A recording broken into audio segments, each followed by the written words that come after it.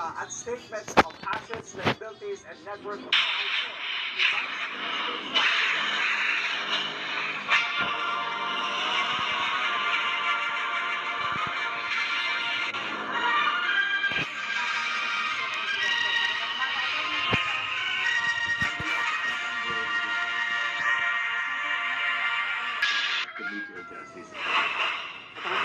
Ito na naman po sa VP Sara, pangatlong hearing na nga po ito. Yung House Committee Chair did say na kung tulad na si VP Sara, nag-video message pa, pero under oath, ayaw magpakita. Ano po sa tingin ninyo? Yung pinapakita ng hindi galit. Kung dito sa mga impeachment hearing laban po sa kanya. Although hindi naman siya required. Feeling ng Vice President.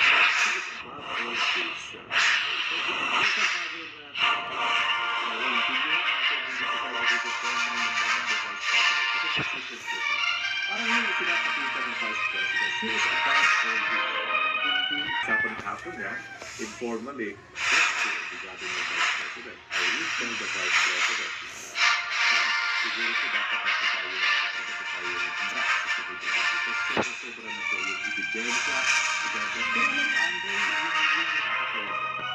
kung gano'n sa pahilot yung Vice President, kung gano'n sa yung mga supporters niya sa social media. So ito isa po na may isang testigo na ipinipresenta sa committee hearing, talagang tinatawag po ng chairwoman, si Jinky Luis, yung Vice President. That is just to remind the public na talagang dapat nasa loob ng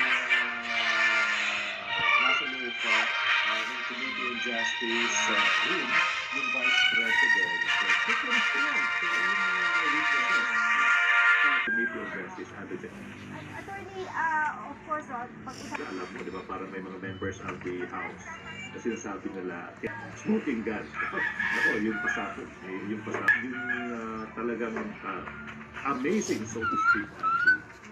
And that's why we probably start maybe at the beginning of 2018 Sa mga sumusubaybay sa kaso dating sa ulo, ano ba yung pinakamahalagang take-away sa akin? Pero sa ngayon, dahil na hopefully, confirm release, yung interim release. Malabo po, ano? So, former President Duterte at base ang diskusyon, unang tinamaan ni James Bond. 500 shares of stock in a private company.